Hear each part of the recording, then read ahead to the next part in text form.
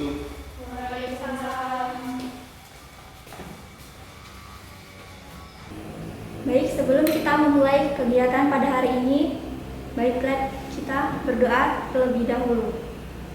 Berdoa, mulai.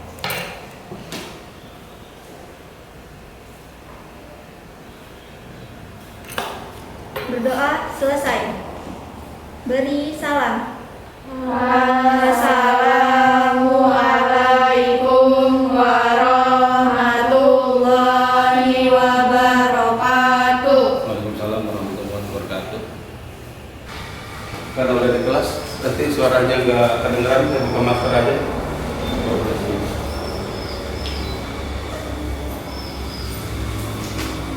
Apa kabar hari ini? Pelan suaranya gara-gara corona. Hari ini kita 5 orang ya, harusnya 6 orang ya. Jadi nggak apa-apa. Yang pertama Nyimas, Revita, Selvi Anggraini, Siti Nur Hasana, Tasa Amelia. Oke. Pada pagi ini kita akan mempelajari produksi pengolahan serealia. Salah satu dari produk pengolahan serealia adalah pembuatan roti. Kenapa kita belajar roti hari ini, pembuatan roti yang dipilih sebagai produk serealia? Karena rotilah yang paling banyak diusahakan orang pada saat ini. Banyak industri roti dan turunannya yang digunakan. Jadi dari serealia itu kita milih roti. Selain roti ada susu kedelai, ada minyak sawit, itu produk turunan lainnya. Nah, sebelum kita masuk ke sini, ada yang tergambar dari kalian apa itu roti? Ada yang lain? Nggak ada? Oh, silakan. Roti adalah makanan yang terbuat dari tepung. Makanan yang terbuat dari tepung. Berarti kalau tepung tapioka bisa dibuat roti? Enggak. Jadi tepung apa yang dimaksud? Gandum. Tepung gandum. Ada yang lain atau menambahkan?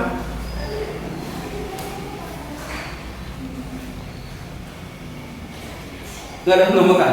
Jadi setelah kalian berpikir roti adalah makanan yang terbuat dari tepung gandum, berarti selain tepung gandum tidak bisa jadi roti. Kenapa? Karena memang hanya tepung gandum yang mempunyai gluten. Nah, untuk lebih jelasnya kita lihat di pelajaran kita hari ini. Yang pertama, bahan untuk membuat roti. Untuk menjawab apa itu roti, bahan utama untuk membuat roti itu adalah tepung terigu, air, ragi, dan garam. Ini bahan utama. Bahan utama itu adalah bahan yang apabila salah satunya tidak ada, bahan utamanya nggak ada, maka pembuatan tersebut tidak jadi. Jadi kalau misalnya kita mau bikin roti nggak ada air, jangan dilanjutkan karena pasti tidak jadi. Itu definisi dari bahan utama. Bahan utama adalah bahan yang wajib ada, nggak bisa diganti dengan bahan yang lainnya. Yang berikutnya adalah bahan tambahan untuk membuat roti.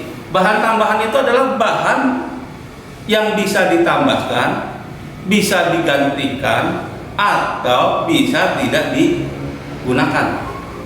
Karena yang asli harus ada itu adalah bahan utama. Oke. Di bahan tambahan membuat roti ini ada gula. Pada dasarnya di terigu itu sudah ada gula. Cuma gula di terigu itu relatif sedikit. Supaya mempercepat proses fermentasi mikroorganisme buat makan, supaya dia makan, karena setelah dia makan dia akan bernapas. Napasnya itulah yang bisa mengembangkan tepung, maka kita kasih gula. Yang kedua, susu. Susu ini selain mengandung gula, dia juga mengandung pelembut, digunakan sebagai pelembut. Yang ketiga, lemak.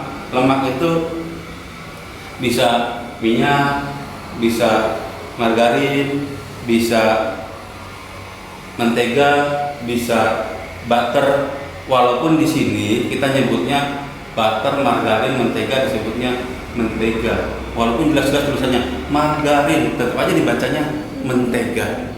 Padahal beda antara margarin, mentega, dan butter. Jadi di sini ada gula, susu, telur, dan lemak.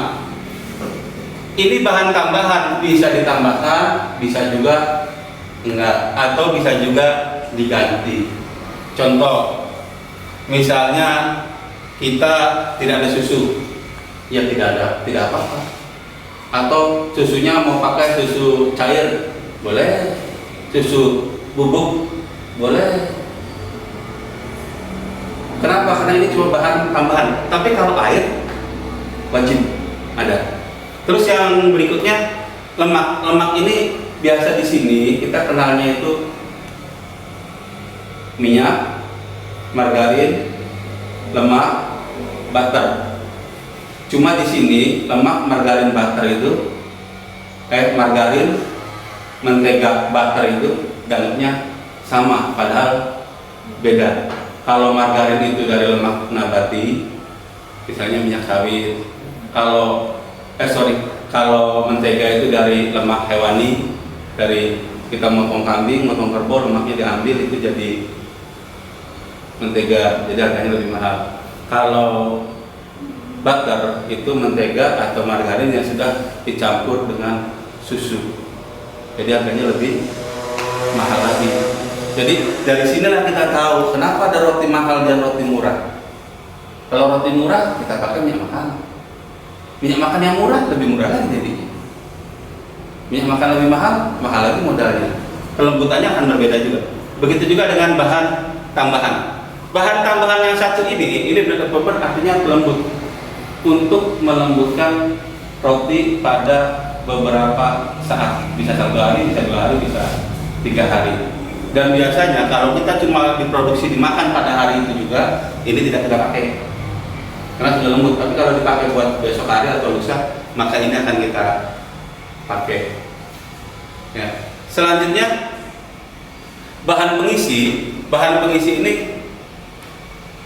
terserah kita mau isi apa aja sesuai dengan selera kita atau selera konsumen yang mau kita pasarkan, yang jadi sasaran pemasaran kita.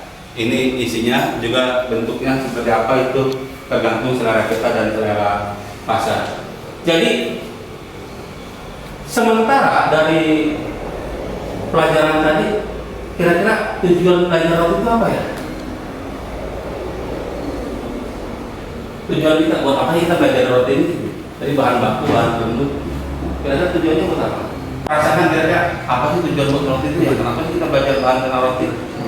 Tadi di KD-nya kan jelas, KD-nya KD produksi, pelajaran kita produksi pengolahan hasil nabati. KD-nya produksi pengolahan hasil serealia. Serealia itu kacang-kacangan, beras-berasan. Itu produk yang paling banyak adalah tepung.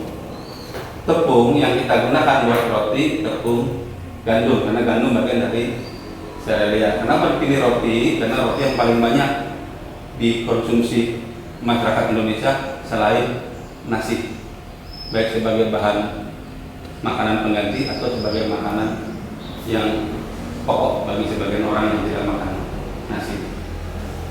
Pertanyaannya, kira-kira tujuan belajar roti itu apa ya? Kenapa sih kita belajar roti? Kenapa sih kita belajar roti? Kenapa nggak langsung praktek? Kenapa harus teori dulu? Ya biar tahu tahap-tahap pembuatannya ya. Biar tahu tahap pembuatannya. Yang lain lagi, kenapa kita harus belajar roti? Satu, pertama memang tuntutan KD-nya, yaitu ada pengolahan hasil serealia. Salah satunya adalah roti yang kita pilih karena banyak dikonsumsi orang saat ini. Tahu tujuan pembelajaran kita pertama teori dulu supaya kita tahu bahan-bahan kenapa kita memilih bahan itu yang digunakan. Yang kedua, kita bisa memproduksi roti dengan karakteristik yang kita inginkan atau yang konsumen inginkan. Begitu juga dengan bentuk dan isinya. Terus yang berikutnya kita lanjutkan. Di bahan pembuatan roti ini, baik bahan utama, bahan buat nambah rasa atau bahan tambahan lainnya, ada yang ditanyakan? Enggak, kalau nggak ada kita lanjutkan. Yang pertama di bahan utama itu tadi kita tahu ada 4 ya. 1 tepung terigu, 2 air, 3 ragi, 4 garam. Sekarang tepung terigu. Tepung terigu itu tepung yang dihasilkan dari biji gandum. Gandum itu salah satu produk serelia. Tapi kalau tepung tapioka itu produk umbian. Selanjutnya, kenapa terigu? Karena terigu ini satu-satunya tepung yang mengandung gluten. Gluten ini dia mempunyai sifat yang apabila terkena air dan tekanan maka dia bisa bersifat elastis. Kasih air dan batu kan bisa bersifat elastis. Kalau tepung kanji atau tepung tapioka kasih air tarik putus, tepung beras putus. Kenapa? Karena mereka tidak mempunyai gluten.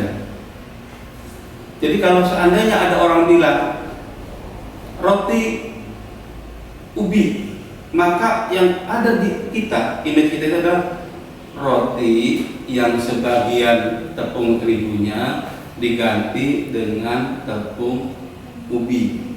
Maka orang nyebutnya roti ubi, bukan roti yang dibuat dari pure atau asli seluruhnya bahannya dari tepung ubi, bukan. Karena tepung ubi pasti tidak bisa jadi roti.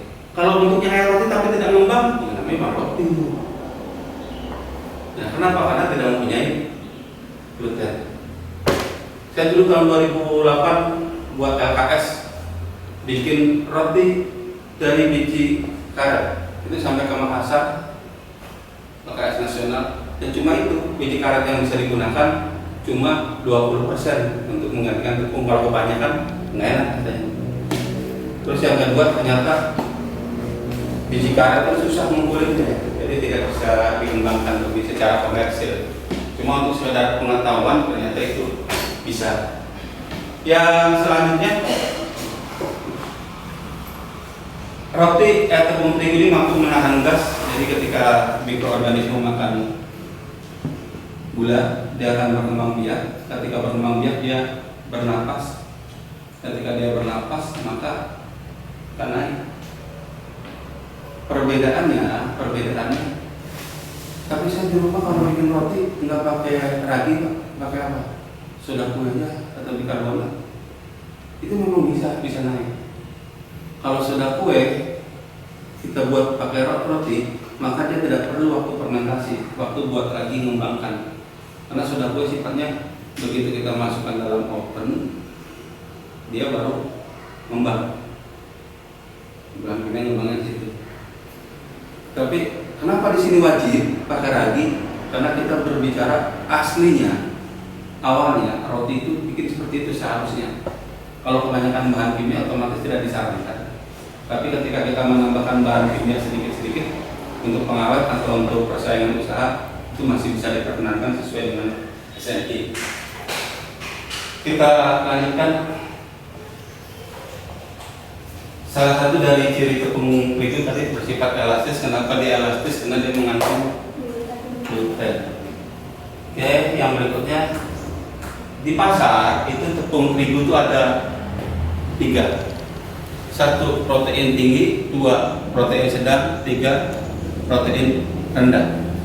Kalau kita buat roti, maka kita milih yang protein tinggi. Paling sedikit proteinnya 12%. Kita baca di kemasan yang di atas 12% itu protein tinggi.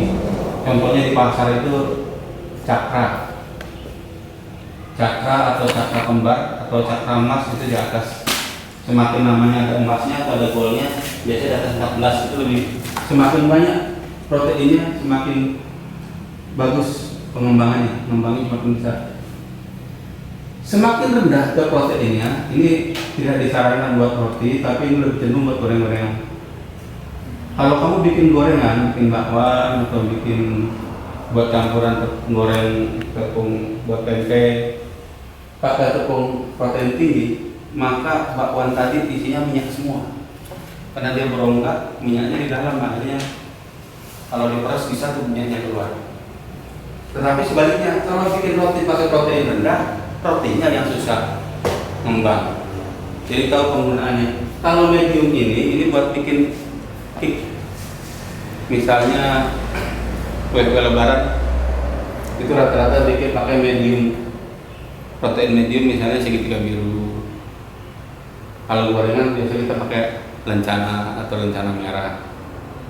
Itu ciri dari tepung terigu. Jadi kita pilih tepung terigu itu harus sesuai peruntukannya. Karena gluten. Tadi kita udah nyinggung tentang gluten. Gluten itu apa ya? Gluten itu merupakan protein tepung terigu yang tidak larut dalam air dan itu bersifat elastis atau liat. Kita lihat. Ternyata jawabannya mirip, benar. Jadi gluten itu protein yang hanya ada pada tepung terigu. Protein dalam tepung terigu. Dia apabila kena air dan tekanan bersifat elastis, bisa panjang, bisa pendek. Jadi buat bikin mie kalian bisa, buat bikin roti bisa. Tapi kalau tepung tapioka, tepung beras itu nggak bisa buat bikin mie. Kita cepatkan aja biar bisa langsung praktek. Yang berikutnya ini tepung terigu yang ada di pasaran, kita tadi udah tahu. Ada protein tinggi, protein rendah, protein sedang. Nanti kita bisa lihat di materinya. Terus komposisi pati juga sama. Penyimpanan terigu biasanya semua produk hasil pertanian itu biasanya simpan di tempat yang sejuk selalu, nggak boleh kena matahari langsung dan lain-lain.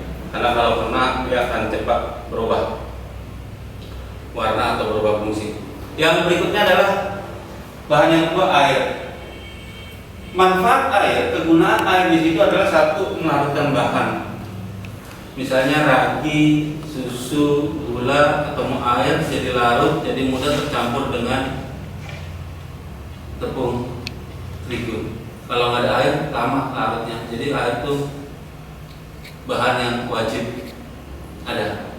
Kebanyakan air akan gagal, kekurangan air juga gagal. Komposisi cairan yang digunakan itu biasanya kalau kita menghitung berapa air yang digunakan, itu biasanya kita menghitung separuh dari tepung terigu, setengah dari tepung terigu dikurang separuh dari margarin tambah telur. Jadi kalau kita pakai tepung sekilo, berarti separuh dari sekilo 500 gram. 500 gram dikurang separuh dari margarin tambah gula, itulah air yang kita gunakan. Jadi airnya itu tidak sampai 500 kalau sekilo tepung. Mengontrol kepadatan membentuk gluten. Yang berikutnya ragi. Ragi gunanya adalah mengembangkan adonan karena menghasilkan gas CO2. Di sini mikroorganisme itu dia hidup, bernapas, mengeluarkan CO2. CO2-nya itulah yang mengembangkan roti. Semakin lama roti dibiarkan, semakin lama ngembangnya. Kalau tidak cepat dipanggang, ngembang terus, akhirnya pecah. Begitu pecah, kempes lagi rotinya. Jadi kita memerlukan waktu fermentasi yang pas dengan tingkat pengembangan yang pas supaya menghasilkan roti yang sesuai dengan yang kita inginkan teksturnya atau kelembutannya. Ragi juga menghasilkan aroma dan rasa. Kalau kita cium adonan biasanya agak bau asam karena dari ragi. Kalau nggak ada bau asam biasanya dia pakai pakai soda kue. Soda kue nggak bau asam, cuma kalau kita jadi rotinya dimakan agak-agak pahit. Jadi kalau kita makan roti tidak langsung minum, ada agak di ujung tenggorokan ada agak pahit-pahitnya. Yakinlah roti itu menggunakan Sudah. Pasti rotinya lebih murah. Harganya 2.000 nggak murah. Yang sebenarnya malah lebih, roti ada yang 7.000, ada yang 10.000 malah. Ya, maksudnya seperti itu. Yang berikutnya, yang keempat, ini jenis-jenis ragi. Masih ragi itu kita sekilas saja karena tidak cuma mengenal ragi aja. Ragi yang digunakan biasanya ada 3. Satu ragi koral itu kayak pasir, tidak besar. Yang kedua ragi instan itu ragi bubuk yang kayak tepung. Yang ketiga ragi segar itu ragi air. Biasanya yang paling sering digunakan buat roti kita pakai instan gas, ragi instan biar cepat gunanya. Kalau pakai ini lama, ragi koral biasanya dipakai buat martabak. Martabak tuh bikin adonannya pagi buat jualan sore. Kalau jualannya sore, bikinnya sore, gatal. Karena dia rata-rata pakai ragi koral. Yang berikutnya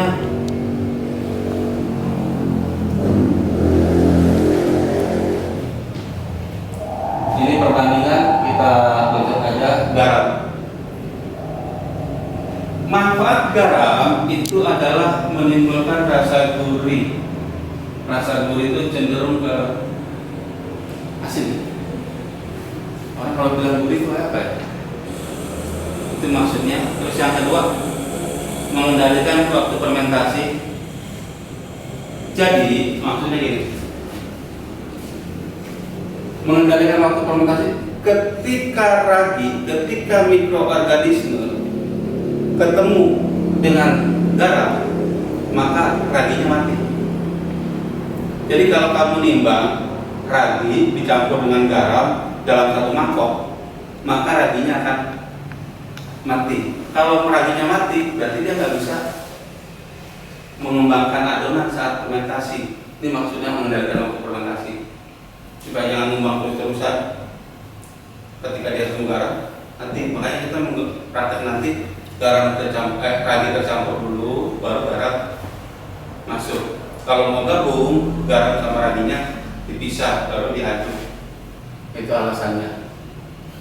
Karena raginya mati, otomatis tidak ngembang lagi. Karena nggak ngembang lagi, otomatis glutennya jadi kuat. Ciri garam yang baik. Menurut kalian apa garam yang baik? Ciri garam yang baik. Satu, kalau kamu beli garam itu masih bagus atau enggak? Menurut kamu garam yang paling bagus satu? Warnanya? Warnanya putih. Yang kedua?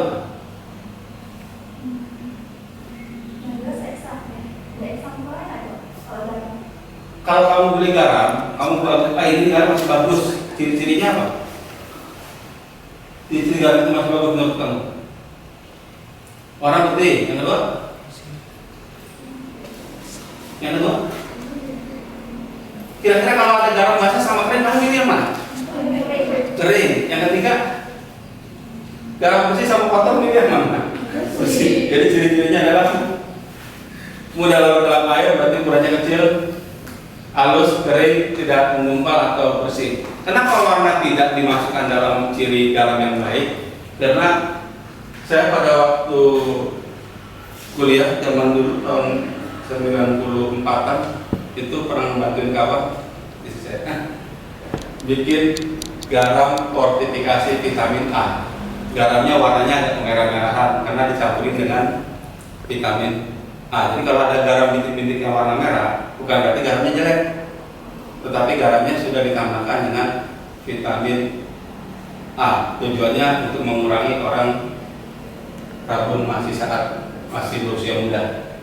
Jadi kalau ada orang yang tidak suka makan wortel, makan tomat atau makan vitamin A lainnya, kalau jadi ibu, kasih aja cari garam agak mahal, garamnya yang fortifikasi vitamin A.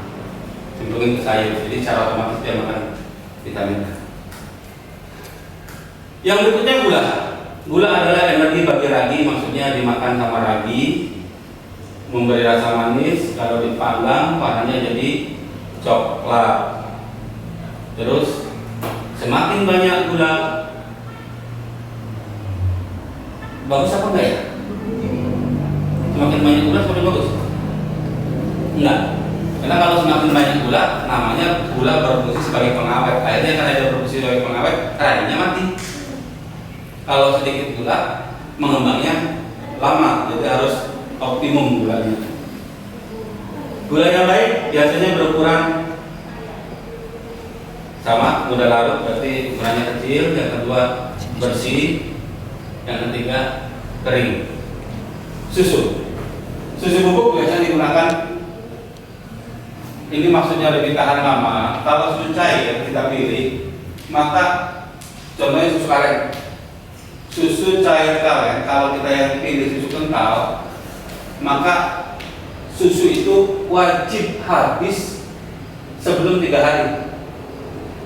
Karena kalau kelamaan nanti isinya susu mikroorganisme semua.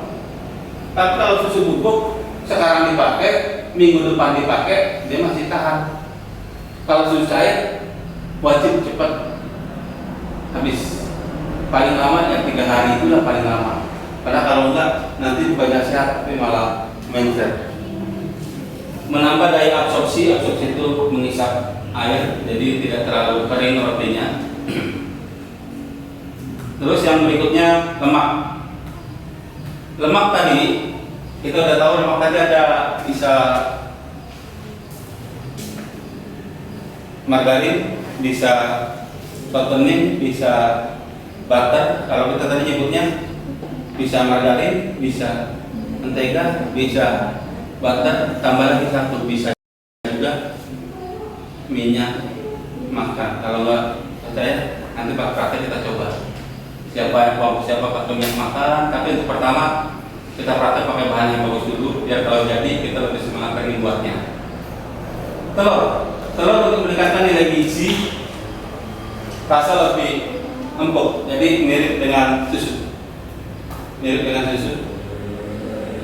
Jadi cuma meningkatkan nilai gizi aja. Jadi rotinya pakai telur nggak apa-apa, nggak apa-apa. Kan ini cuma bahan tambahan. Telurnya nggak ada, susunya tambahin. Susu nggak ada, telurnya tambahin. Sama-sama bikin lebih empuk.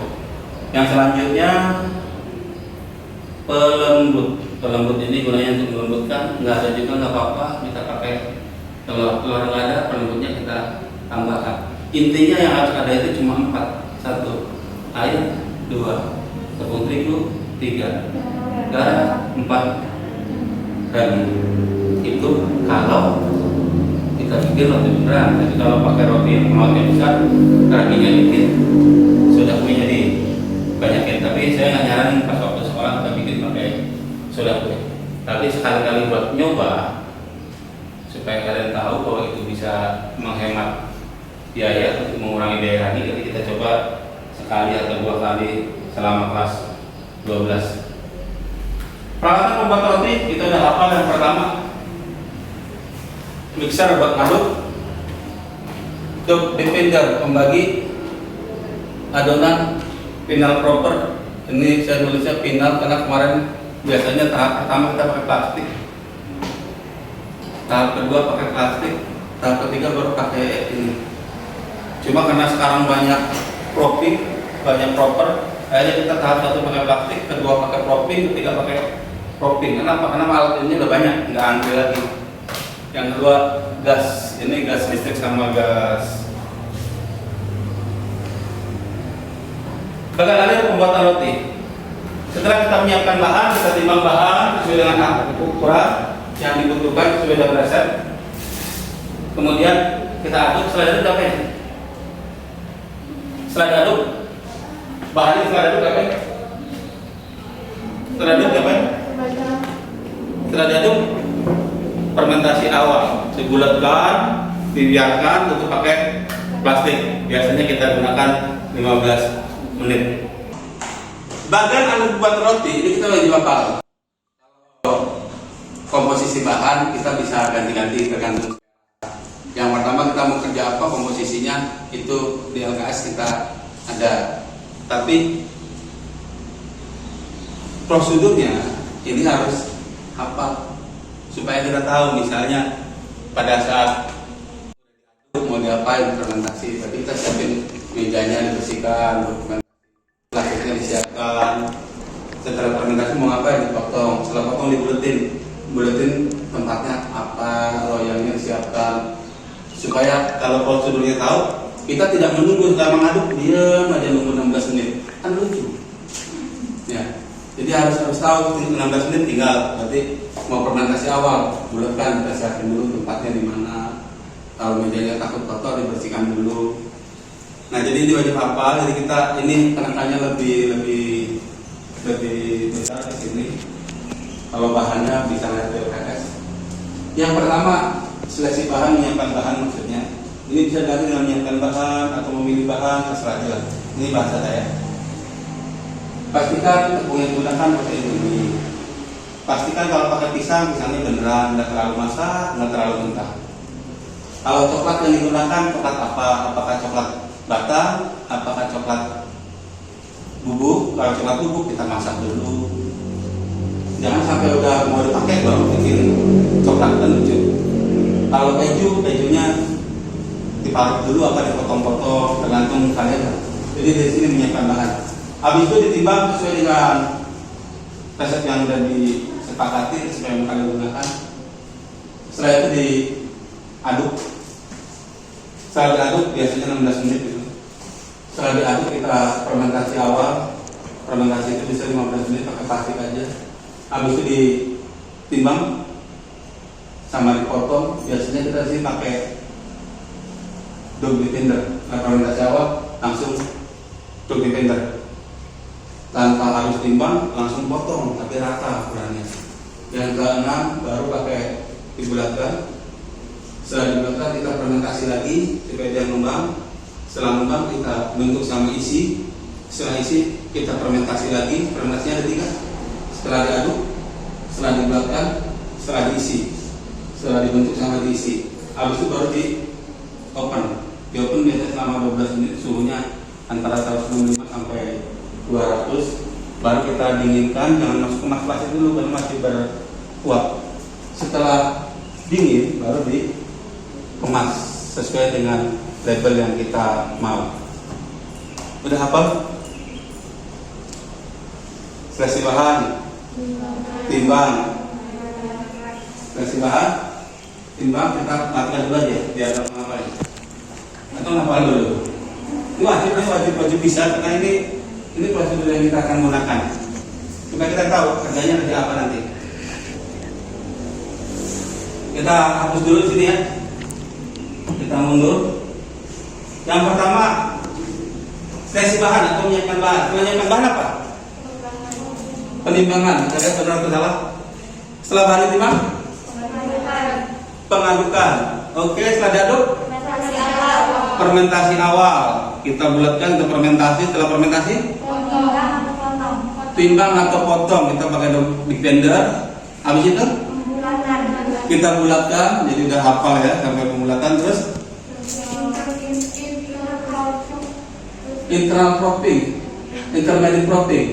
Yang jelas propping yang kedua atau intermediate itu artinya pertengahan. Propping yang kedua. Intermediate disingkatnya. Intermediate itu propping yang ke tengah-tengah. Setelah itu bentuk atau isi. Habis itu udah dibentuk, udah diisi. Habis itu apa?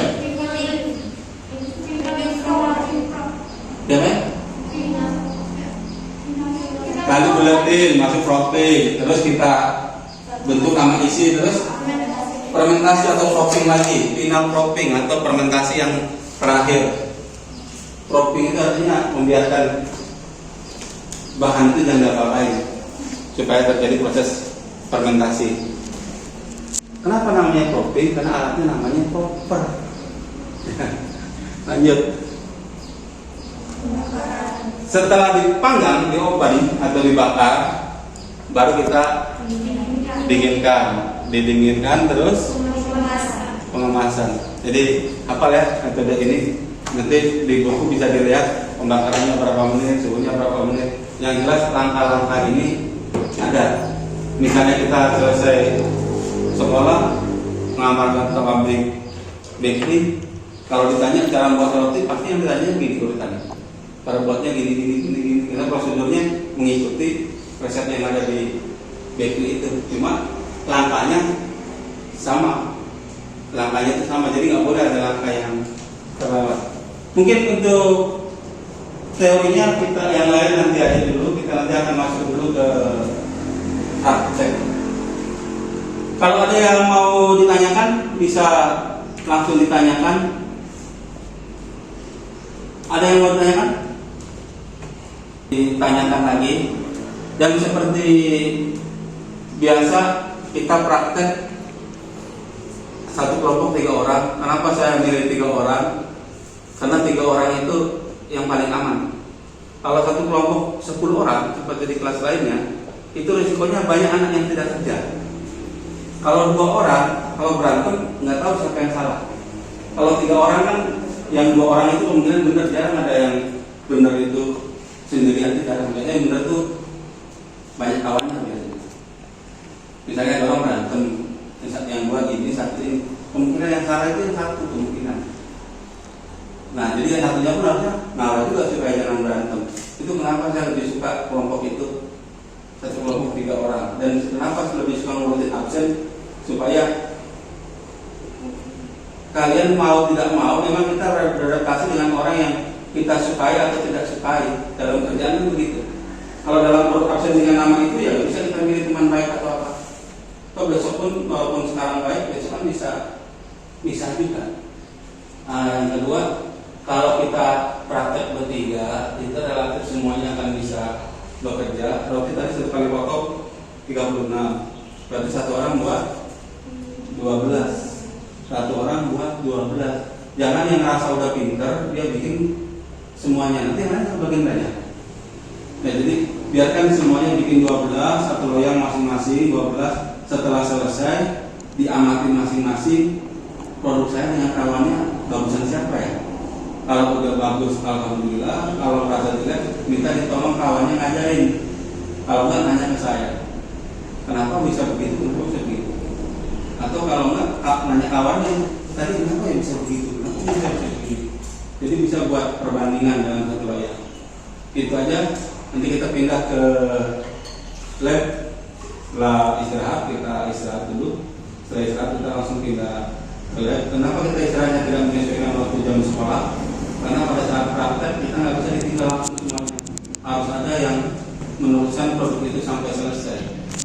Jadi kita ngambil waktu istirahat, waktu luangnya pada saat misalnya fermentasi awal 15 menit bisa selesai, fermentasi kedua 30 menit bisa buat makan siang, atau fermentasi terakhir 45 menit bisa buat sholat atau makan. Ya, itu aja. Kalau ada pertanyaan, kita cukupkan teorinya sampai di sini. Setelah istirahat kita masuk ke lab biasa dengan baju praktek. Terima kasih atas perhatiannya. Assalamualaikum warahmatullahi wabarakatuh. Waalaikumsalam warahmatullahi wabarakatuh. Hai, Assalamualaikum. Nama saya Nyimas dari jurusan APHP. Hari ini, saya dan teman-teman akan praktek membuat roti. Inilah bahan-bahannya. Air putih,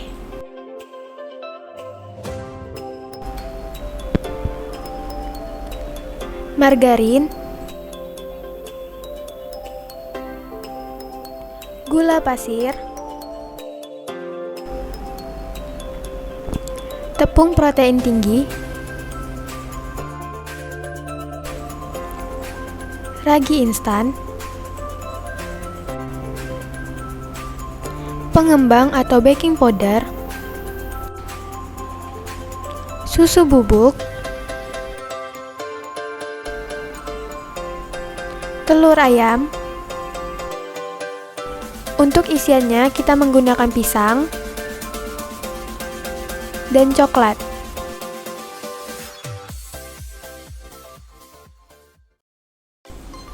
Langkah pembuatannya yang pertama yaitu masukkan tepung,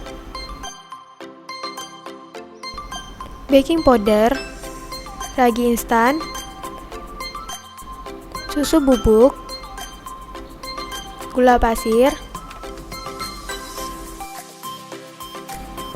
Selanjutnya, bahan-bahan yang kita masukkan tadi kita aduk menggunakan mixer.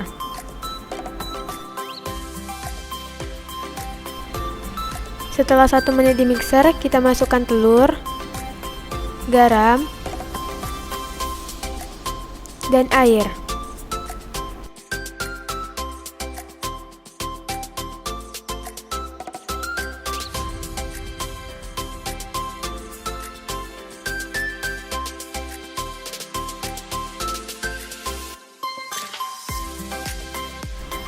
Selanjutnya, masukkan mentega, lalu dimixer sampai kalis.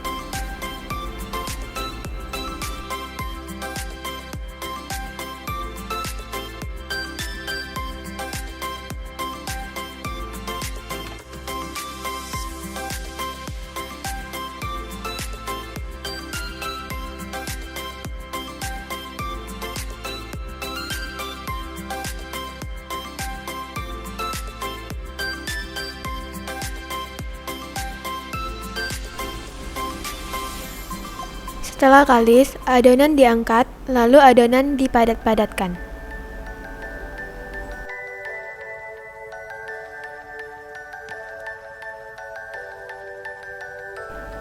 Setelah itu, adonan dipindahkan ke mesin proofing agar mengembang sempurna.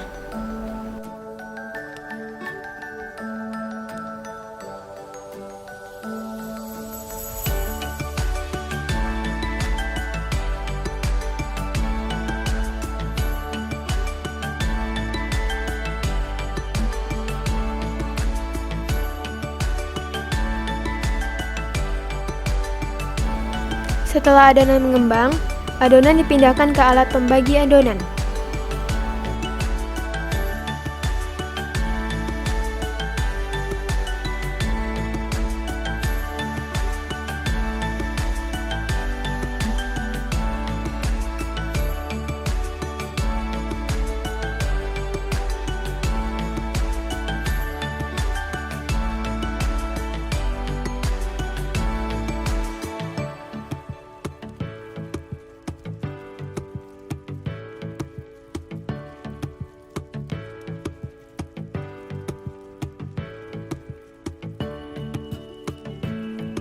Setelah adonan dibagi, lalu adonan dipisahkan agar tidak lengket.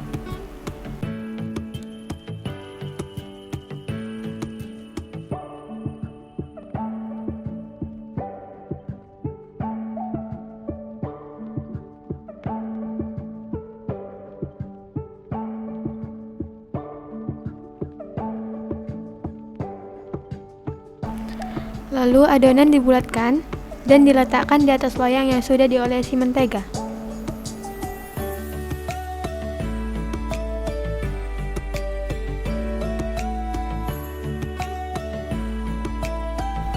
Oh ya, ada tips nih, agar adonan tidak lengket saat dibulatkan, kita gunakan tepung terigu.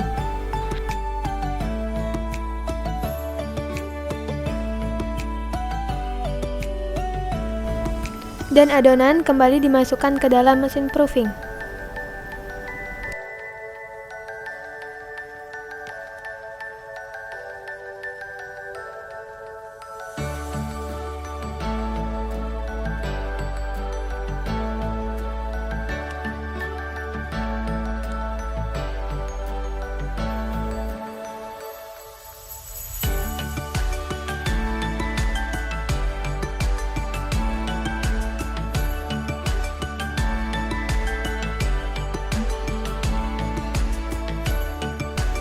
Setelah adonan mengembang, adonan diberi isian coklat.